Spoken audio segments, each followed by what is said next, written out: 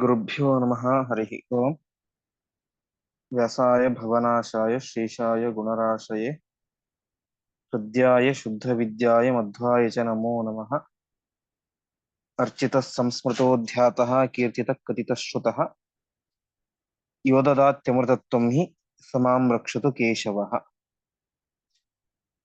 ಇಲ್ಲಿಯ ತನಕ ಒಟ್ಟು ನಾವು ಕೃಷ್ಣಾವೃತ ಮಹಾರ್ಣವದಲ್ಲಿ 50 ಶ್ಲೋಕಗಳ ಚಿಂತನೆ ಮಾಡಿದ್ದೇವೆ. ಕೆಲವೊಂದು ಪುಸ್ತಕದಲ್ಲಿ ಒಂದು ಶ್ಲೋಕ ವ್ಯತ್ಯಾಸ ಇದೆ, 51 ಶ್ಲೋಕ ಅಂತ. ಇಂದಿನಿಂದ ಮುಂದಿನ ಶ್ಲೋಕಗಳ ಚಿಂತನೆ ಮಾಡೋಣ. ಶ್ಲೋಕ ಹೇಳ್ತೇನೆ, ನೀವು ಹೇಳಿ. ಯೇ ಮಾನವಾಹ ವಿಗತ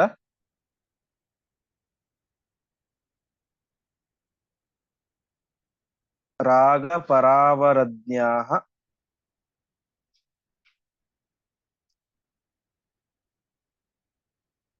ನಾರಾಯಣಂ ಸುರಗುರುಂ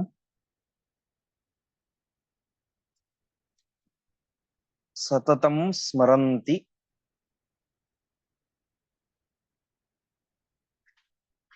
ಧ್ಯಾನೇನ ತೇನ ಹತ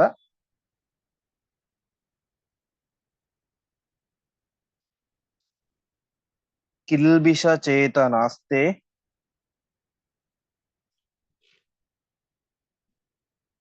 ಮಾತುಃ ಪಯೋಧರ ರಸಂ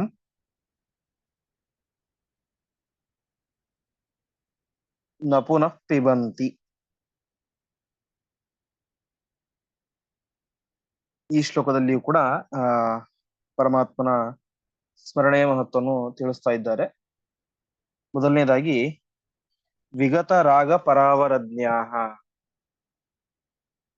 ವಿಗತ ಅಂತ ಹೇಳಿದ್ರೆ, ಗತ ಅಂತ ಹೇಳಿದ್ರೆ ಹೋಗಿದ್ದು, ವಿಗತ ಅಂತ ಹೇಳಿದ್ರೆ ವಿಶೇಷವಾಗಿ ಹೋದದ್ದು ಅಂತ. ಅಂದ್ರೆ ಪುನಃ ಬರದೇ ರೀತಿ ಹೋಗಿದ್ದು, ವಿರಕ್ತರು ಅಂತ ನಾವೇ ಹೇಳ್ತೇವೆ, ವೈರಾಗ್ಯ ಅಂತ. ಆ ರೀತಿಯಾಗಿ ವಿಗತ ರಾಗ, ವಿಗತ ರಾಗ ಅಂತ ಹೇಳಿದ್ರೆ ಒಂದರ್ಥ, ಪರಿಪೂರ್ಣ ಅರ್ಥ ಅದು ವೈರಾಗ್ಯ ಅಂತ. ಅಂದ್ರೆ ಯಾವುದೇ ರೀತಿಯಾದಂತಹ ವಿಷಯ ಪದಾರ್ಥಗಳಲ್ಲಿ ರಾಗ ಅಂದ್ರೆ ಆಸೆ, ಅದು ನನಗೆ ಬೇಕು ಎಂಬಂತಹ ಆಸೆಯಿಂದ ರಹಿತರಾದಂಥವರು ವಿಗತ ರಾಗರು, ಆಸೆ ಆಕಾಂಕ್ಷೆಗಳಿಂದ ದೂರರಾದವರು. ಅದೇ ರೀತಿಯಾಗಿ ಪರಾವರಜ್ಞಾಃ, ಪರಾವರಜ್ಞಾಃ ಶಬ್ದಕ್ಕೆ ಅರ್ಥ ಪರ ಅಂತ ಹೇಳಿದ್ರೆ ಶ್ರೇಷ್ಠ ಅಂತ. ಅದೇ ರೀತಿಯಾಗಿ ಅವರ ಅಂತ ಹೇಳಿದ್ರೆ ಕೆಳಗಿನವರು ಅಂತ. ಪರ ಅಂದ್ರೆ ಶ್ರೇಷ್ಠ, ಅವರ ಅಂದ್ರೆ ನೀಚ, ಕೆಳಗಿನವರು ಅಂತ. ಅದನ್ನು ಜ್ಞಃ ಅಂತ ಹೇಳಿದ್ರೆ ತಿಳಿದವರು ಅಂತ. ಅಂದ್ರೆ ಪರಾವರಜ್ಞಾಃ ಅಂತ ಹೇಳಿದ್ರೆ ತಾರತಮ್ಯವನ್ನು ಚೆನ್ನಾಗಿ ಅರಿತವರು ಅಂತ. ಯಾರು ಪರ, ಯಾರು ಶ್ರೇಷ್ಠ, ಯಾರು ಅವರ, ಅವನಿಗಿಂತ ಕೆಳಗಿನವರು ಎಂಬುದಾಗಿ ಪರಾವರಜ್ಞಾಃ ಶಬ್ದಕ್ಕೆ ಅರ್ಥ ತಾರತಮ್ಯದ ವಿಶೇಷವಾದಂತಹ ಜ್ಞಾನ ಇರುವವರು ಅಂತ. ಇನ್ನೊಂದು ಅರ್ಥ ಪರಾವರ ಅಂತ ಪರಮಾತ್ಮನಿಗೇನೆ ಹೆಸರು. ಯಾಕೆಂದ್ರೆ ಪರಾಹ ಅಪ್ಯವರ ಯಸ್ಮಾತ್ ಸವಿಷ್ಣು ಸಹಿ ವಿಷ್ಣು ಪರಾವರಹ ಅಂತ. ಪರಾರು ಅಂತ ಹೇಳಿದ್ರೆ ದೇವತೆಗಳು, ಜೀವೋತ್ತಮರಾದಂತಹ ವಾಯುದೇವರು, ಬ್ರಹ್ಮದೇವರು ಇಂತಹ ಅನೇಕ ದೇವತೆಗಳು, ಅವರೆಲ್ಲರೂ ಕೂಡ ಪರರು ಅಂದ್ರೆ ಶ್ರೇಷ್ಠರು. ಅವರೆಲ್ಲರಿಗೂ ಕೂಡ ಪರಮಾತ್ಮನಿಗಿಂತ ಅವರರಾಗಿದ್ದಾರೆ, ಕೆಳಗಿದ್ದಾರೆ. ಹಾಗಾಗಿ ಪರಮಾತ್ಮ ಪರಾವರ, ಪರಾ ಅಪ್ಯವರಹ ಯಸ್ಮಾತ್. ಎಂತಹ ಪರರೂ ಕೂಡ, ಶ್ರೇಷ್ಠ ದೇವತೆಗಳು ಕೂಡ ಪರಮಾತ್ಮನಿಗಿಂತ ಅವರರಾಗಿದ್ದಾರೆ. ಹಾಗಾಗಿ ಪರಮಾತ್ಮನಿಗೇನೆ ಪರಾವರ ಅಂತ ಹೆಸರು, ಅವನನ್ನು ತಿಳಿದವರು ಅಂತ. ಹಾಗಾಗಿ ವಿಗತರಾಗ ಪರಾವರಜ್ಞಾಃ ಶಬ್ದಕ್ಕೆ ಅರ್ಥ ವಿಶೇಷವಾದಂತಹ ವೈರಾಗ್ಯವನ್ನು ಸಂಪಾದನೆ ಮಾಡಿದಂಥವರು ಮತ್ತು ತಾರತಮ್ಯ ಜ್ಞಾನವನ್ನು ಹೊಂದಿದವರು ಅಂತ ಒಂದು ಅರ್ಥ. ಇನ್ನೊಂದು ಅರ್ಥ ಪರಮಾತ್ಮನ ಬಗ್ಗೆ ವಿಶಿಷ್ಟವಾದಂತಹ ಜ್ಞಾನವುಳ್ಳವರು ಅಂತ. ಅಂತಹ ಮಾನವಾಹ ಏ, ಯಾವ ಮನುಷ್ಯರು ವಿಶೇಷವಾಗಿ ಸುರಗುರುಂ ನಾರಾಯಣಂ ಸತತಂ ಸ್ಮರಂತಿ. ಸುರಗುರುಂ ಅಂತ ಹೇಳಿದ್ರೆ ಸಕಲ ದೇವಾನುದೇವತೆಗಳಿಗೆ ಗುರುವಾದಂತಹ, ನಾವು ಕೇಳುವಂತೆ ನಾರಾಯಣಂ ಸುರಗುರುಂ ಜಗದೇಕನಾಥಂ ಭಕ್ತಪ್ರಿಯಂ ಸಕಲ ಲೋಕ ನಮಸ್ಕೃತಂಚ ತ್ರೈಗುಣ್ಯವರ್ಜಿತಮಜಂ ವಿಭುಮಾದ್ಯಮೀಶಂ ಒಂದೇ ಭವಗ್ನಮರಾಸುರ ಸಿದ್ಧವಂದ್ಯಂ ಅಂತ. ಪರಮಾತ್ಮವನು ಸುರಗುರು, ದೇವತೆಗಳಿಗೂ ಗುರುವಾದಂಥವನು. ಅಂತಹ ಸುರಗುರುವಾದಂತಹ ನಾರಾಯಣಂ ಪರಮಾತ್ಮನನ್ನು ಸತತಂ ಸ್ಮರಂತಿ, ನಿರಂತರವಾಗಿ ಯಾರು ಸ್ಮರಣೆಯನ್ನು ಮಾಡ್ತಾರೋ, ಅಂದರೆ ವಿಷಯ ಪದಾರ್ಥಗಳಲ್ಲಿ ವೈರಾಗ್ಯವನ್ನು ಹೊಂದಿ ವಿಶೇಷವಾದಂತಹ ತಾರತಮ್ಯ ಜ್ಞಾನವನ್ನು ಹೊಂದಿ ಆ ಸಕಲ ದೇವಾನುದೇವತೆಗಳಿಗೂ ಗುರುವಾದಂತಹ ಪರಮಾತ್ಮನನ್ನ ವಿಶೇಷವಾಗಿ ನಿರಂತರವಾಗಿ ಯಾರು ಸ್ಮರಣೆಯನ್ನು ಮಾಡ್ತಾರೋ ಅಂತಹ ವ್ಯಕ್ತಿಗಳು ಧ್ಯಾನೇನ ತೇನ ಅಂತಹ ವಿಶಿಷ್ಟವಾದಂತಹ ಧ್ಯಾನದಿಂದ ಹತ ಕಿಲ್ಬಿಷ ಚೇತನಾಸ್ತೆ ಅಂದ್ರೆ ತಮ್ಮ ಮನಸ್ಸಿನ ದೋಷಗಳನ್ನು ವಿಶೇಷವಾಗಿ ಪರಿಹಾರ ಮಾಡಿಕೊಳ್ತಾರೆ. ಮಾಡಿಕೊಂಡು ಮಾತುಃ ಪಯೋಧರ ರಸಂ ನ ಪುನಃ ಪಿಬಂತಿ ಅಂತ ತಾಯಿಯ ಪಯೋಧರ ರಸ ಅಂದ್ರೆ ಸ್ತನ್ಯಪಾನವನ್ನು ಮತ್ತೆ ಅವರು ಮಾಡುವುದಿಲ್ಲ ಎಂಬುದಾಗಿ ಹೇಳ್ತಾ ಇದ್ದಾರೆ. ಅದೇ ತಾತ್ಪರ್ಯ ಇಷ್ಟು, ಅವರು ಮುಂದೆ ಈ ಹುಟ್ಟು ಸಾವು ಎಂಬಂತಹ ಸಂಸಾರ ಚಕ್ರದಲ್ಲಿ ಬರುವುದಿಲ್ಲ. ತಾಯಿ ಗರ್ಭದಲ್ಲಿ ಹುಟ್ಟಿ ತಾಯಿ ಇದೇ ಹಾಲನ್ನು ಕುಡಿದು ಮತ್ತೆ ಮುಂದೆ ಈ ಸಂಸಾರದ ದುಃಖವನ್ನು ಅನುಭವಿಸುವುದಿಲ್ಲ, ಮೋಕ್ಷವನ್ನು ಅನುಭವಿಸ್ತಾರೆ ಅಂತ ಈ ಶ್ಲೋಕದ ತಾತ್ಪರ್ಯ. ಪ್ರಧಾನ ಅರ್ಥ ಇಷ್ಟು. ವಿಶೇಷವಾದಂತಹ ವೈರಾಗ್ಯದಿಂದ ಒಳ್ಳೆಯ ತಾರತಮ್ಯ ಜ್ಞಾನದಿಂದ ಆ ದೇವತೆಗಳಿಗೂ ಗುರುವಾದಂತಹ ಪರಮಾತ್ಮನನ್ನು ಯಾರು ವಿಶೇಷವಾಗಿ ಸ್ಮರಣೆಯನ್ನು ಮಾಡ್ತಾರೋ ಅಂಥವರಿಗೆ ಎಲ್ಲ ವಿಧವಾದಂತಹ ಮಾನಸಿಕವಾದಂತಹ ದೋಷಗಳೆಲ್ಲವೂ ಕೂಡ ಪರಿಹಾರ ಆಗುತ್ತೆ. ಯಾವ ಕಾಮಕ್ರೋಧ ಲೋಭ ಮೋಹಮದ ಮಾತ್ಸರ್ಯ ಎಲ್ಲವೂ ಕೂಡ ವಿಶೇಷವಾಗಿ ನಾಶವಾಗಿ ಮತ್ತೆ ಅವರು ತಾಯಿಯ ಸ್ತನ್ಯಪಾನವನ್ನು ಮಾಡುವಂತಹ ಜನ್ಮವನ್ನು ಪಡೆಯೋದಿಲ್ಲ, ಅರ್ಥಾತ್ ಮೋಕ್ಷವನ್ನು ಹೊಂದುತ್ತಾರೆ ಎಂಬುದಾಗಿ ಈ ಶ್ಲೋಕದಲ್ಲಿ ಹೇಳ್ತಾ ಇದ್ದಾರೆ. ಹೀಗೆ ಯಮಾನವಾಹ ವಿಗತರಾಗ ಪರಾವರಜ್ಞ ನಾರಾಯಣಂ ಸುರಗುರುಂ ಸತತಂ ನಮಂತಿ ಧ್ಯಾನೇನ ತೇನ ಹತಕಿಲ್ಬಿಷ ಚೇತನಾಸ್ತೆ ಪಯೋಧರ ರಸಂ ನ ಪುನಃ ಪಿಬಂತಿ ಅಂತ ಈ ಒಂದು ಶ್ಲೋಕದ ತಾತ್ಪರ್ಯ ಇಷ್ಟು. ಮುಂದಿನ ಶ್ಲೋಕ ಹೇಳ್ತೇನೆ, ನೀವು ಹೇಳಿ. ಹೇ ಚಿತ್ತ ಚಿಂತಯಸ್ವೇಹ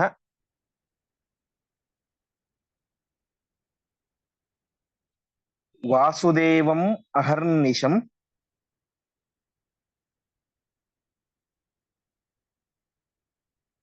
ನೂನಂ ಯಶ್ಚಿಂತಿತಃ ಪುಂಸಾಂ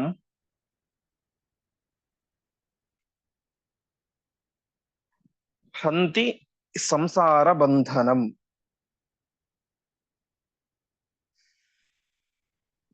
ಇಲ್ಲಿ ಪ್ರಾರಂಭದಲ್ಲಿ ಹೇ ಚಿತ್ತ ಚಿಂತಯಸ್ವೇಹ ಅಂತ ಇದೆ, ಚಿಂತಯಸ್ವ ಇಹ ಅಂತ. ತಾಮ್ರಪರ್ಣಿ ಆಚಾರ್ಯರು ಅದಕ್ಕೆ ವ್ಯಾಖ್ಯಾನ ಮಾಡ್ಬೇಕಾದ್ರೆ ಅವರು ಚಿಂತಯ ಸ್ನೇಹಾತ್ ಅಂತ ಪಾಠಾಂತರ ಇದೆ ಅವರ ವ್ಯಾಖ್ಯಾನದಲ್ಲಿ. ಹೀಗೆ ಇದು ಯಾವ ವೇದವ್ಯಾಸ ದೇವರು ಹೇಳುವಂತಹ ಮಾತು ಅವ್ರು ಹೇಳ್ತಾ ಇದ್ದಾರೆ. ಹಾಗಾಗಿ ಮನಸ್ಸಿಗೆ ಅವರು ತಿಳಿಸ್ತಾ ಇದ್ದಾರೆ. ಹೇ ಚಿತ್ತ, ಚಿತ್ತ ಅಂತ ಹೇಳಿದ್ರೆ ಮನಸ್ಸು ಅಂತ. ಹೇ ಮನಸ್ಸೇ, ನೀನು ವಿಶೇಷವಾಗಿ ಇಹ, ಇಹ ಅಂತ ಹೇಳಿದ್ರೆ ಈ ಒಂದು ಸಂಸಾರದಲ್ಲಿ ಈ ದೇಹದಲ್ಲಿ ನೀನು ಅಹರ್ನಿಶಂ ವಾಸುದೇವಂ ಚಿಂತಯಸ್ವ. ಅಹರ್ನಿಶಂ ಅಂತ ಹೇಳಿದ್ರೆ ಹಗಲು ಇರುಳು ನಿರಂತರವಾಗಿ ವಾಸುದೇವನನ್ನು ಚಿಂತನೆ ಮಾಡು ಅಂತ. ಹಾಗಾಗಿ ಚಿಂತಯಸ್ವೇಹ ಅಂತ ಇಟ್ಕೊಂಡಾಗ ಇಹ ಅಂದ್ರೆ ಈ ದೇಹದಲ್ಲಿ, ಚಿಂತಯಸ್ವ ನೀನು ಚಿಂತನೆ ಮಾಡು, ಪರಮಾತ್ಮನ ಸ್ಮರಣೆ ಮಾಡು ಅಂತ ಒಂದು ಅರ್ಥ. ಅಥವಾ ಚಿಂತಯ ಸ್ನೇಹಾತ್ ಅಂತ ಇಟ್ಕೊಂಡಾಗ ಪ್ರಧಾನವಾಗಿ ಸ್ನೇಹ ಅಂತ ಹೇಳಿದ್ರೆ ಅದು ಭಕ್ತಿ ಅಂತ. ಯಾಕೆಂದ್ರೆ ಆಚಾರ್ಯರು ತಾತ್ಪರ್ಯ ನಿರ್ಣಯದಲ್ಲಿ ಭಕ್ತಿ ಅಂದ್ರೆ ಏನು ಅಂತ ತಿಳಿಸ್ಬೇಕಾದ್ರೆ ಮಹಾತ್ಮ್ಯ ಜ್ಞಾನ ಪೂರ್ವಸ್ತು ಸುದೃಢ ಸರ್ವತೋಧಿಕ ಸ್ನೇಹ ಭಕ್ತಿ ರೀತಿ ಪ್ರೋಕ್ತ ತಯಾ ಮುಕ್ತಿರ್ನ ಚಾನ್ಯತ ಅಂತ. ಭಕ್ತಿ ಅಂತ ಹೇಳಿದ್ರೆ ಅದೇನೋ ಭಾರಿ ಮಾಡಲಿಕ್ಕೆ ಆಗದಿರುವಂತಹ ಇದಲ್ಲ, ಅದು ಸ್ನೇಹ, ಪರಮಾತ್ಮನಲ್ಲಿ ವಿಶಿಷ್ಟವಾದಂತಹ ಸ್ನೇಹವನ್ನ ಪ್ರೀತಿಯನ್ನು ಮಾಡೋದೇನೆ ಭಕ್ತಿ ಅಂತ ಆಚಾರ್ಯರು ತಿಳಿಸ್ತಾರೆ. ಹಾಗಾಗಿ ಹೇ ಚಿತ್ತ ಚಿಂತೆಯ ಸ್ನೇಹ ಅಂತ ಹೇಳಿದ್ರೆ ಪರಮಾತ್ಮನನ್ನು ಚಿಂತನೆ ಮಾಡಬೇಕು. ಅದು ಸುಮ್ಮನೆ ಅಲ್ಲ, ಭಕ್ತಿ ಪೂರ್ವಕವಾಗಿ ಚಿಂತನೆ ಮಾಡಬೇಕು. ಯಾಕೆಂದ್ರೆ ಅಭಕ್ತ್ಯೋದ ಕೃತಂ ನೈವ ಫಲದಾತೃ ಭವಿಷ್ಯತಿ ಅಂತ. ಭಕ್ತಿ ಇಲ್ಲದೆ ಮಾಡಿದಂತಹ ಯಾವ ಕೆಲಸವೂ ಕೂಡ ಅದು ಫಲವನ್ನು ಕೊಡುವುದಿಲ್ಲ. ಹಾಗಾಗಿ ಮನಸ್ಸೇ, ನೀನು ನಿರಂತರವಾಗಿ ಭಕ್ತಿಯಿಂದ ಪರಮಾತ್ಮನನ್ನು ಚಿಂತನೆ ಮಾಡು. ಸಂತತಂ ಚಿಂತೆಯೇನಂತಂ ಅಂತಕಾಲೇ ವಿಶೇಷತಃ ಅಂತ ಅನಾದ್ವಾದಲ್ಲಿ ಕೇಳಿದೆ. ಪರಮಾತ್ಮನ ಚಿಂತನೆಯನ್ನು ನಿರಂತರವಾಗಿ ಮಾಡ್ತಾ ಇರಬೇಕು ಅಂತ. ಹೀಗೆ ಚಿಂತನೆ ಮಾಡು ಅಂತ ಹೇಳ್ತಾ ಇದ್ದಾರೆ. ಯಾಕೆ ಚಿಂತೆ ಮಾಡಬೇಕು ಅಂತ ಹೇಳಿದ್ರೆ, ಚಿಂತನೆ ಮಾಡಬೇಕು ಅಂತ ಹೇಳಿದ್ರೆ ನೂನಂ ಯಶ್ಚಿಂತಿತ ಪುಂಸಾಂ ಹಂತಿ ಸಂಸಾರ ಬಂಧನಂ ಅಂತ. ಆ ರೀತಿಯಾಗಿ ಪರಮಾತ್ಮನ ವಿಶೇಷವಾದಂತಹ ಸ್ಮರಣೆಯನ್ನು ನಿರಂತರವಾಗಿ ಮಾಡಿದರೆ ನಿಶ್ ನೂನಂ ನೂನಂ ಅಂತ ಹೇಳಿದ್ರೆ ನಿಶ್ಚಿತವಾಗಿಯೂ ನಿಶ್ಚಿತವಾಗಿಯೂ ಕೂಡ ಆ ಪರಮಾತ್ಮ ಹಂತಿ ಸಂಸಾರ ಬಂಧನಂ ಅಂತ, ಪುಂಸಾಂ ಸಂಸಾರ ಬಂಧನಂ ಹಂತಿ, ಈ ಒಂದು ಜೀವರ ಸಂಸಾರ ಬಂಧನವನ್ನು ಹಂತಿ ನಾಶ ಮಾಡ್ತಾನೆ ಅಂತ. ಅಂದ್ರೆ ಯಾರು ವಿಶೇಷವಾಗಿ ನಿರಂತರವಾಗಿ ಭಕ್ತಿಯಿಂದ ಆ ಪರಮಾತ್ಮನ ವಿಶೇಷವಾದಂತಹ ಸ್ಮರಣೆಯನ್ನು ಮಾಡ್ತಾರೋ ಅಂತಹ ವ್ಯಕ್ತಿಗಳ ಸಂಸಾರ ಬಂಧನವನ್ನ ಪರಮಾತ್ಮ ನಾಶ ಮಾಡ್ತಾನೆ ಅಂತ ಹೇಳಿದ್ದಾರೆ. ಇಲ್ಲಿ ಒಂದು ಪದವನ್ನು ಪ್ರಯೋಗ ಮಾಡಿದ್ದಾರೆ, ಅಹರ್ನಿಶಂ ಅಂತ. ಅಹರ್ನಿಶಂ ಅಂತ ಹೇಳಿದ್ರೆ, ಅಹ ಅಂತ ಹೇಳಿದ್ರೆ ಹಗಲು, ನಿಶಾ ಅಂತ ಹೇಳಿದ್ರೆ ರಾತ್ರಿ, ಅಂದ್ರೆ ಹಗಲು ರಾತ್ರಿ ನಿರಂತರವಾಗಿ ಸ್ಮರಣೆ ಮಾಡ್ತಾ ಇರು ಅಂತ. ಹಾಗಾಗಿ ಕೆಲವರು ಹೇಳ್ತಾರೆ ಭಗವಂತನ ನಾಮಸ್ಮರಣೆಯನ್ನು ಮಾಡ್ಬೇಕಾದ್ರೆ ಹಾಗಿರ್ಬೇಕು, ಇದೇ ಅವಸ್ಥೆಯಲ್ಲಿ ಇರಬೇಕು, ಮಡಿ ಉಟ್ಕೊಂಡಿರ್ಬೇಕು ಇತ್ಯಾದಿಯಾಗಿ ಹೇಳ್ತಾರೆ. ಆದರೆ ಪರಮಾತ್ಮನ ನಾಮಸ್ಮರಣೆಯನ್ನು ಮಾಡಲಿಕ್ಕೆ ಯಾವ ರೀತಿಯಾದಂತಹ ನಿರ್ಬಂಧವನ್ನು ಕೂಡ ಹೇಳಿಲ್ಲ. ಎಂಥ ಅವಸ್ಥೆಯಲ್ಲೂ ಕೂಡ, ಮಲಗಿದಾಗಲಿ, ಎದ್ದಾಗಲಿ, ಓಡುವಾಗಲಿ, ಎಲ್ಲ ಸಂದರ್ಭದಲ್ಲೂ ಕೂಡ, ಬಿಕ್ಕಳಿಸುವಾಗ, ಎಂತಹ ಸಂದರ್ಭದಲ್ಲಿಯೂ ಕೂಡ ಆ ಪರಮಾತ್ಮನ ನಾಮಸ್ಮರಣೆಯನ್ನು ನಿರಂತರವಾಗಿ ಮಾಡಲಿಕ್ಕೆ ನಮಗೆ ಶಾಸ್ತ್ರ ವಿಧಾನವನ್ನು ಮಾಡಿದೆ. ಹಾಗಾಗಿ ಇಲ್ಲಿ ಹೇಳ್ತಾ ಇದ್ದಾರೆ, ಅಹರ್ನಿಶಂ ಚಿಂತಯ, ನಿರಂತರವಾಗಿ ರಾತ್ರಿ ಹಗಲು ನಿರಂತರವಾಗಿ ಪರಮಾತ್ಮನನ್ನು ಚಿಂತನೆ ಮಾಡು ಎಂಬುದಾಗಿ ಹೇಳ್ತಾ ಇದ್ದಾರೆ. ಈ ರೀತಿಯಾಗಿ ಆ ಪರಮಾತ್ಮನ ಚಿಂತನೆಯನ್ನು ಕಾಲದ ಮಿತಿ ಇಲ್ಲದೆ ನಿರಂತರವಾಗಿ ಯಾವಾಗಲೂ ಕೂಡ ಚಿಂತನೆ ಮಾಡಬೇಕು ಅಂತ ಆಚಾರ್ಯರು ನಮಗೆ ಇಲ್ಲಿ ತಿಳಿಸಿಕೊಡ್ತಾ ಇದ್ದಾರೆ. ಮುಂದಿನ ಶ್ಲೋಕ, ಆಲೋಢ್ಯ ಸರ್ವಶಾಸ್ತ್ರಾಣಿ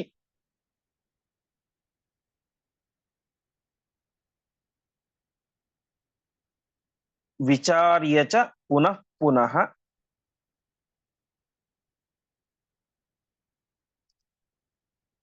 ಇದಮೇಕಂ ಸುನಿಷ್ಪನ್ನಂ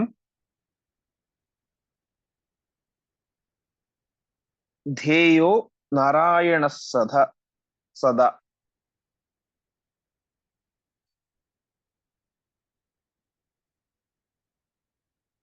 ಈ ಒಂದು ಶ್ಲೋಕ ಅತ್ಯಂತ ಪ್ರಸಿದ್ಧವಾದಂತಹ ಶ್ಲೋಕ. ಇದು ವಿಶೇಷವಾಗಿ ನರಸಿಂಹ ಪುರಾಣದಲ್ಲಿ ಬರುತ್ತೆ. ಅದೇ ರೀತಿಯಾಗಿ ಮಹಾಭಾರತದಲ್ಲಿಯೂ ಕೂಡ ಈ ಶ್ಲೋಕದ ಉಲ್ಲೇಖ ಇದೆ. ಇದರ ಅರ್ಥ ಏನಂತ ಹೇಳಿದ್ರೆ, ಆಲೋಢ್ಯ ಸರ್ವಶಾಸ್ತ್ರಾಣಿ ವಿಚಾರೇಚ ಪುನಃ ಪುನಃ ಅಂತ. ಸರ್ವಶಾಸ್ತ್ರಾಣಿ, ಎಲ್ಲ ವಿಧವಾದಂತಹ ಶಾಸ್ತ್ರ ಗ್ರಂಥಗಳನ್ನು ಕೂಡ ಆಲೋಢ್ಯ, ಆಲೋಢ್ಯ ಅಂತ ಹೇಳಿದ್ರೆ, ಆಲೋಢನ ಅಂತ ಹೇಳಿದ್ರೆ ಸಾಮಾನ್ಯವಾಗಿ ಕಡಿಯೋದು ಅಂತ. ಹೇಗೆ ನಾವು ಮೊಸರನ್ನು ಕಡಿತೇವೋ ಆ ರೀತಿಯಾಗಿ ಕಡಿಯೋದು ಅಂತ. ಶಾಸ್ತ್ರಗಳನ್ನು ಕಡಿಯೋದು ಅಂತ ಹೇಳಿದ್ರೆ, ಶಾಸ್ತ್ರಗಳನ್ನು ವಿಶೇಷವಾಗಿ ಎಲ್ಲ ಕಡೆಯಲ್ಲೂ ಕೂಡ ಮುಟ್ಟುವುದು, ಅಂದ್ರೆ ಎಲ್ಲ ಭಾಗಗಳನ್ನು ಕೂಡ ಅವಲೋಕನ ಮಾಡುವುದು.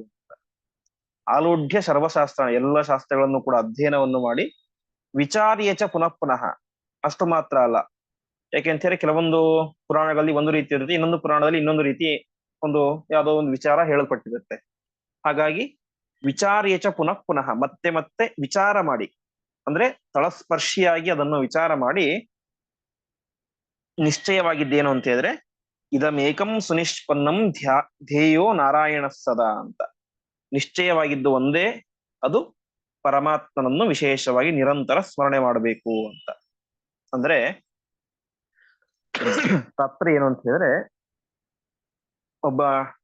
ಪ್ರತಿಯೊಬ್ಬ ಮನುಷ್ಯನು ಕೂಡ ಬಯಸೋದು ಸುಖಮೇವನಸ್ಯ ದುಃಖಂ ಮನಾಗಪಿ ಮಾಭೂತ್ ಅಂತ.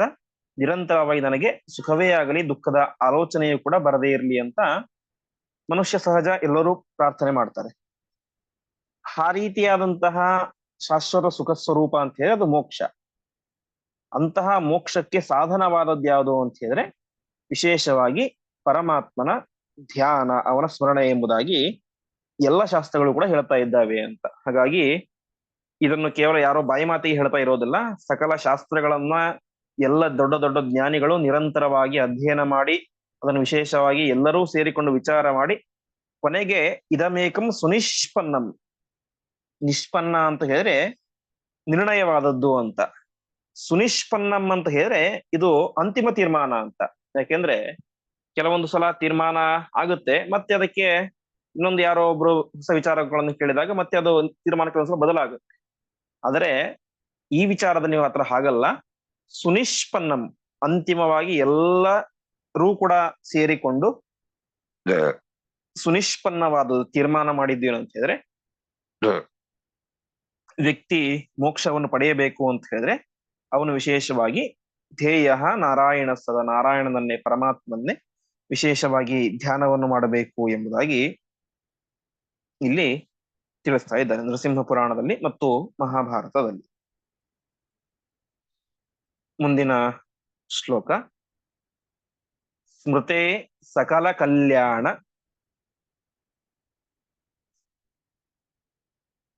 ಭಾಜನಂ ಯತ್ರ ಜಾಯತೆ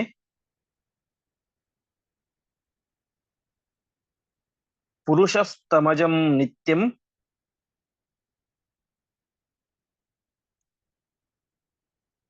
ವ್ರಜಾಮಿ ಶರಣಂ ಹರಿಂ. ಈ ಶ್ಲೋಕವು ಕೂಡ ವಿಷ್ಣು ಪುರಾಣ ಮತ್ತು ಬ್ರಹ್ಮ ಪುರಾಣದಲ್ಲಿ ಬರುತ್ತೆ. ಇದು ಕೂಡ ಪ್ರಸಿದ್ಧ ಶ್ಲೋಕ. ಸಾಮಾನ್ಯವಾಗಿ ಪುಣ್ಯಾಹ ವಾಚನದಲ್ಲಿ ಪ್ರತಿಯೊಬ್ಬರು ಕೂಡ ಹೇಳುವಂತಹ ಶ್ಲೋಕ. ಇದರ ತಾತ್ಪರ್ಯ ಏನು ಅಂತ ಹೇಳಿದ್ರೆ ಸ್ಮೃತೆ ಸಕಲ ಕಲ್ಯಾಣ ಭಾಜನಂ ಯತ್ರ ಜಾಯತೆ ಅಂತ. ಅಂದ್ರೆ ಯಾವ ಪರಮಾತ್ಮನನ್ನು ಸ್ಮರಣೆಯನ್ನು ಮಾಡಿದರೆ ಸಕಲ ಕಲ್ಯಾಣ ಭಾಜನಂ ಎಲ್ಲ ವಿಧವಾದಂತಹ ಕಲ್ಯಾಣಗಳು ಎಲ್ಲ ವಿಧವಾದಂತಹ ಮಂಗಳಗಳು ಕೂಡ ಯತ್ರ ಜಾಯತೆ ಇಲ್ಲಿ ಆಗುತ್ತೋ ಅಂತಹ ತಂ ಅಜಂ ಅಂತಹ ಅಜಂ ಅಂದ್ರೆ ಜ ಅಂತ ಹೇಳಿದ್ರೆ ಜನ್ಮ, ಅಜ ಅಂತ ಹೇಳಿದ್ರೆ ಜನ್ಮ ಇಲ್ಲದೆ ಇರುವಂತವನು ಅಂತ, ಹುಟ್ಟು ಸಾವು ಇಲ್ಲದೆ ಇರುವಂತಹ, ನಿತ್ಯಂ ಅಂದ್ರೆ ಶಾಶ್ವತನಾದಂತಹ ಯಾವಾಗಲೂ ಒಂದೇ ರೀತಿ ಇರುವಂತಹ ಹರಿಂ ಅಂದ್ರೆ ಪರಮಾತ್ಮನನ್ನ ವಿಶೇಷವಾಗಿ ಶರಣಂ ರಜಾಮಿ ಶರಣು ಹೊಂದುತ್ತೇನೆ ಎಂಬುದಾಗಿ ಹೇಳ್ತಾ ಇದ್ದಾರೆ. ಅಂದ್ರೆ ತಾತ್ಪರ್ಯ ಎಷ್ಟು, ನಾವು ವಿಷ್ಣು ಸಹಸ್ರನಾಮದ ಪಾಠದಲ್ಲಿ ಕೇಳಿದಂತೆ ಪವಿತ್ರಾಣಂ ಪವಿತ್ರಮ್ಯೋ ಮಂಗಳಾನಾಂ ಚ ಮಂಗಲಂ ಅಂತ ಆ ಪರಮಾತ್ಮನೇನೆ ಎಲ್ಲ ಸಮಸ್ತ ಮಂಗಲ ವಸ್ತುಗಳಿಗೆ ಪರಮ ಮೂಲವಾದಂತಹ ವ್ಯಕ್ತಿ, ಅವನೇ ಪರಮ ಮಂಗಲ, ಅವನೇ ಪರಮ ಕಲ್ಯಾಣ.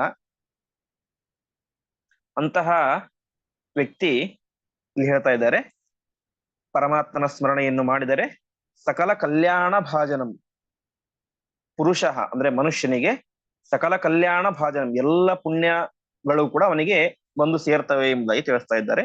ಅಂತಹ ಪರಮಾತ್ಮನನ್ನು ನಾನು ಶರಣು ಹೊಂದುತ್ತೇನೆ ಅಂತ, ಶರಣಂ ಹರಿಂ ಶರಣಾಗುತ್ತೇನೆ ಅಂತ. ಶರಣಾಗತಿ ಶಬ್ದಕ್ಕೆ ಅರ್ಥ ಏನು ಅಂತ ತಿಳಿಸ್ತಾರೆ. ರಕ್ಷತೀತ್ಯೇವ ವಿಶ್ವಾಸ ತದೀಯೋಹಮಿತಿ ಸ್ಮೃತಿ ಶರಣಾಗತಿ ರೀತೇಶ ಸ್ಯಾದ್ ವಿಷ್ಣೋ ಮೋಕ್ಷ ಫಲಪ್ರದ ಅಂತ. ಶರಣಾಗತಿ ಶಬ್ದಕ್ಕೆ ಅರ್ಥ ಮೊದಲನೇದಾಗಿ ರಕ್ಷತೀತ್ಯೇವ ವಿಶ್ವಾಸ, ಎಂತಹ ಸಂಕಷ್ಟದ ಸಂದರ್ಭವೇ ಬರಲಿ ಪರಮಾತ್ಮ ನಮ್ಮನ್ನು ರಕ್ಷಣೆ ಮಾಡಿಯೇ ಮಾಡ್ತಾನೆ ಎಂಬಂತಹ ಗಟ್ಟಿಯಾದಂತಹ ವಿಶ್ವಾಸ. ಸಾಮಾನ್ಯವಾಗಿ ಎಲ್ಲ ಸಜ್ಜನರಿಗೆ ಭಗವದ್ಭಕ್ತರಿಗೆ ಪರಮಾತ್ಮ ರಕ್ಷಣೆ ಮಾಡೇ ಮಾಡ್ತಾನೆ ಅನ್ನುವಂತಹ ವಿಶ್ವಾಸ ಇರುತ್ತೆ, ಆದರೆ ಅದು ಗಟ್ಟಿಯಾಗಿರೋದಿಲ್ಲ. ಏನಾದರೂ ಸ್ವಲ್ಪ ಜಾಸ್ತಿ ಸಂಕಷ್ಟ ಬಂದರೆ ಪರಮಾತ್ಮ ರಕ್ಷಣೆ ಮಾಡ್ತಾನೋ ಇಲ್ವೋ, ಅಥವಾ ನಾನು ಪರಮಾತ್ಮ ರಕ್ಷಣೆ ಮಾಡುವಷ್ಟು ಪ್ರಾರ್ಥನೆ ಮಾಡಿದ್ದೇನೆ ಇಲ್ಲ ಎಂಬುದಾಗಿ ನಮ್ಮ ಬಗ್ಗೆ ಅಥವಾ ಪರಮಾತ್ಮನ ಬಗ್ಗೆ ಏನೋ ಒಂದು ರೀತಿಯ ಸಂಶಯ ಬರ್ಲಿಕ್ಕೆ ಶುರುವಾಗುತ್ತೆ. ಅದೇನಾಗೋದಿಲ್ಲ, ಗಟ್ಟಿಯಾದಂತಹ ಭಕ್ತಿ ಗಟ್ಟಿಯಾದಂತಹ ನಿರ್ಧಾರ ಆಗೋದಿಲ್ಲ. ಹಾಗಾಗಿ ರಕ್ಷತೀತ್ಯೇವ ವಿಶ್ವಾಸ, ರಕ್ಷಣೆ ಮಾಡಿಯೇ ಮಾಡ್ತಾನೆ ಎನ್ನುವಂತಹ ವಿಶ್ವಾಸ ಇರಬೇಕು. ಅದೇ ರೀತಿಯಾಗಿ ತದೀಯೋಹ ಮಿತಿ ಸ್ಮೃತಿ, ನಾನು ಪರಮಾತ್ಮನ ದಾಸ, ಪರಮಾತ್ಮನ ಭೃತ್ಯ, ಪರಮಾತ್ಮನ ಪ್ರತಿಬಿಂಬ ಅನ್ನುವಂತಹ ಸ್ಮರಣೆ ಇರಬೇಕು. ಇದೇ ಶರಣಾಗತಿ ರೇತೇಶ ವಿಷ್ಣು ಮೋಕ್ಷ ಫಲಪ್ರದ ಅಂತ. ಇದನ್ನೇ ಶರಣಾಗತಿ ಎಂಬುದಾಗಿ ಹೇಳ್ತಾರೆ. ಅದೇ ರೀತಿಯಾಗಿ ನಿತ್ಯಂ ಕಿಂಕರ ಭಾವೇನ ಸ್ವಾತ್ಮಾನಂ ನಿವೇದಯೇತಂತ, ನಿರಂತರವಾಗಿ ನಾನು ಪರಮಾತ್ಮನ ಕಿಂಕರನಾಗಿದ್ದೇನೆ. ಕಿಂಕರ ಶಬ್ದಕ್ಕೆ ಅರ್ಥ, ಕಿಂಕರ ಅಂತ ಹೇಳಿದ್ರೆ ಸಾಮಾನ್ಯ ಲೋಕದಲ್ಲಿ ಕೂಡ ನಾವು ಕೇಳುವಂತೆ ಸೇವಕ ಅನ್ನುವಂತ ಅರ್ಥದಲ್ಲಿ ಪದವನ್ನು ಪ್ರಯೋಗ ಮಾಡ್ತಾರೆ. ಅದಕ್ಕೆ ಅರ್ಥ ಏನು ಅಂದ್ರೆ ಕಿಂ ಕರೋಮಿ, ನಾನ್ ನಿನಗೆ ಏನ್ ಮಾಡ್ಬೇಕು, ಕಿಂ ಅಂತೀರಿ ಏನನ್ನು, ಕರೋಮಿ ಏನ್ ಮಾಡ್ಬೇಕು ಅಂತ ಯಾರು ಕೇಳ್ತಾ ಇರ್ತಾರೋ ಅವರು ಕಿಂಕರ ಅಂತ. ಅಂದ್ರೆ ಸಾಮಾನ್ಯವಾಗಿ ಹಿಂದಿನ ಕಾಲದಲ್ಲಿ ನಾವು ಕೇಳುವಂತೆ ರಾಜ ಮಹಾರಾಜರಿಗೆಲ್ಲ ಕೈಗೊಬ್ಬಾಳು ಕಾಲಿಗೊಬ್ಬಾಳು ಅಂತ, ಯಾವಾಗ ಏನ್ ಬೇಕು ಅಂದ್ರೂ ಕೂಡ ಏನ್ ಮಾಡ್ಬೇಕು ಕೇಳ್ತಾ ಇದ್ರು. ಹಾಗಾಗಿ ಆ ಕಿಂಕರ ಏನ್ ಮಾಡ್ಬೇಕು ಅಂತ ಕೇಳುವಂತವರಿಗೆ ಕಿಂಕರ ಅಂತ ಹೆಸರಿಟ್ಟಿತ್ತು. ಹಾಗೆ ನಾವು ಕೂಡ ನಿತ್ಯಂ ಕಿಂಕರ ಭಾವೇನ ಆ ಪರಮಾತ್ಮನ ವಿಶೇಷ ಸೇವಕರಾಗಿ ನಮ್ಮನ್ನು ನಾವು ಪರಮಾತ್ಮನಿಗೆ ಸಮರ್ಪಣೆ ಮಾಡಿಕೊಳ್ಳಬೇಕು ಅಂತ. ಹಾಗಾಗಿ ಇಲ್ಲಿ ನಾವು ಅಂತಹ ಪರಮಾತ್ಮನನ್ನು, ಅಂದ್ರೆ ಯಾವ ಪರಮಾತ್ಮನ ಸ್ಮರಣೆಯನ್ನು ಮಾಡಿದರೆ ಸಕಲ ವಿಧವಾದಂತಹ ಕಲ್ಯಾಣಗಳು ಕೂಡ ಮನುಷ್ಯರಿಗೆ, ಪುರುಷರಿಗೆ ಆಗುತ್ತೋ ಅಂತಹ ಪರಮಾತ್ಮನನ್ನು ನಾನು ಶರಣ ಹೊಂದುತ್ತೇನೆ ಅಂತ ಹೇಳಿದ್ರೆ, ಪರಮಾತ್ಮ ನಮ್ಮನ್ನು ರಕ್ಷಣೆ ಮಾಡೇ ಮಾಡ್ತಾನೆ ಎಂತಹ ಸಂದರ್ಭದಲ್ಲಿಯೂ ಕೂಡ ಅನ್ನುವಂತಹ ದೃಢವಾದಂತಹ ವಿಶ್ವಾಸ, ನಾನು ಆ ಪರಮಾತ್ಮನ ದಾಸ, ಪ್ರತಿಬಿಂಬ, ಕಿಂಕರ ಅನ್ನುವಂತಹ ಬುದ್ಧಿ ಇದೇ ಶರಣಾಗತಿ ಅಂತ ಕರ್ಸ್ಕೊಳ್ಳುತ್ತೆ. ಮತ್ತು ಮೋಕ್ಷ ಫಲಪ್ರದ, ನಮಗೆ ಮೋಕ್ಷವನ್ನು ತಂದು ಕೊಡುವಂತಹ ಜ್ಞಾನ, ಅದು ಪರಮಾತ್ಮ ನಮ್ಮನ್ನು ರಕ್ಷಣೆ ಮಾಡ್ತಾನೆ, ನಾನು ಅವನ ಸೇವಕ ಅನ್ನುವಂತಹ ಗಟ್ಟಿಯಾದಂತಹ ಅಚಲವಾದಂತಹ ಬುದ್ಧಿ ಇದು ಇರಬೇಕು ಅಂತ. ಹೀಗೆ ಅಂತಹ ಪರಮಾತ್ಮನನ್ನು ನಾನು ಶರಣು ಹೊಂದುತ್ತೇನೆ, ಅವನು ನನಗೆ ನಿರಂತರವಾಗಿ ರಕ್ಷಕನಾಗಿದ್ದಾನೆ, ನಾನು ಅವನ ದಾಸ ಎಂಬುದಾಗಿ ನಾನು ನಿರಂತರವಾಗಿ ಚಿಂತನೆ ಮಾಡ್ತೇನೆ ಅಂತ ನಾವು ಅನುಸಂಧಾನ ಮಾಡಿಕೊಳ್ಳಬೇಕು. ಹೀಗೆ ಸ್ಮೃತೆ ಸಕಲ ಕಲ್ಯಾಣ ಭಾಜನಂ ಯತ್ರ ಜಾಯತೆ ಪುರುಷಸ್ತಮಜಂ ನಿತ್ಯಂ ವ್ರಜಾಮಿ ಶರಣಂ ಹರಿಂ ಅಂತ ಈ ಶ್ಲೋಕ. ಮುಂದಿನ ಶ್ಲೋಕ, ವೇದೇಶು ಯಜ್ಞೇಶು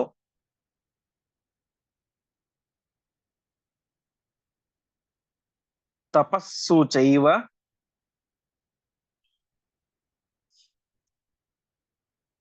ದಾನೇಶು ತೀರ್ಥೇಶು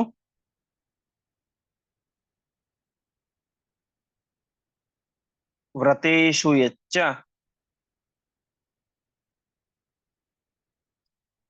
ಇಷ್ಟೇಶು ಪೂರ್ತೇಶು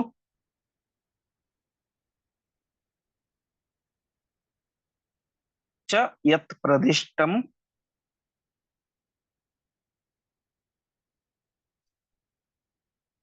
ಪುಣ್ಯಂ ಸ್ಮೃತೆ ತತ್ ಖಲು ವಾಸುದೇವೆ. ಅಂದ್ರೆ ಹಿಂದಿನ ಶ್ಲೋಕಗಳಲ್ಲಿ ಹೇಳಿದ್ದನ್ನೇ ಸ್ವಲ್ಪ ವಿವರವಾಗಿ ಹೇಳ್ತಾ ಇದ್ದಾರೆ ಈ ಶ್ಲೋಕದಲ್ಲಿ. ಪರಮಾತ್ಮನ ನಾಮಸ್ಮರಣೆಗೆ ಎಷ್ಟು ಪುಣ್ಯ ಇದೆ ಎಂಬುದಾಗಿ ಹೇಳ್ತಾ ಇದ್ದಾರೆ. ನಾವು ಜಗತ್ತಿನಲ್ಲಿ ಅನೇಕ ರೀತಿಯಾದಂತಹ ಸತ್ಕರ್ಮಗಳನ್ನು ಮಾಡ್ತೇವೆ, ಅದೆಲ್ಲದಕ್ಕೂ ಕೂಡ ಖಂಡಿತವಾಗಿ ಪುಣ್ಯ ಇದ್ದೇ ಇದೆ. ಅದಕ್ಕೆ ಯಾವ ಯಾವ ಕಾರ್ಯಗಳನ್ನು ಸಜ್ಜನರಾದಂಥವ್ರು, ಜ್ಞಾನಿಗಳಾದಂಥವ್ರು ಮಾಡ್ತಾ ಇದ್ದಾರೆ ಅಂತ ತಿಳಿಸ್ತಾ ಇದ್ದಾರೆ. ವೇದ, ಯಜ್ಞ, ತಪಸ್ಸು, ದಾನ, ತೀರ್ಥ, ವ್ರತ, ಇಷ್ಟ ಮತ್ತು ಪೂರ್ತ ಅಂತ ಇಷ್ಟೆಲ್ಲ ಮಾಡಿದರೆ ಏನು ಪುಣ್ಯ ಬರುತ್ತೋ ಆ ಎಲ್ಲ ಪುಣ್ಯಗಳು ಕೂಡ ಕೇವಲ ಪರಮಾತ್ಮನನ್ನು ಭಕ್ತಿಯಿಂದ ಸ್ಮರಣೆ ಮಾಡಿದರೆ ಬರುತ್ತೆ ಅಂತ ಹೇಳ್ತಾ ಇದ್ದಾರೆ. ಮೊದಲನೆಯದ್ದು ವೇದ. ವೇದೇಶು ಅಂತ ಹೇಳಿದ್ರೆ ವೇದಾಧ್ಯಯನವನ್ನು ಮಾಡಬೇಕು. ಒಂದು ಮಾತಿದೆ, ಬ್ರಾಹ್ಮಣೇನ ನಿಷ್ಕಾರಣೇನ ಷಡಂಗೋ ವೇದೋ ಅಧ್ಯೇತವ್ಯ ಅಂತ.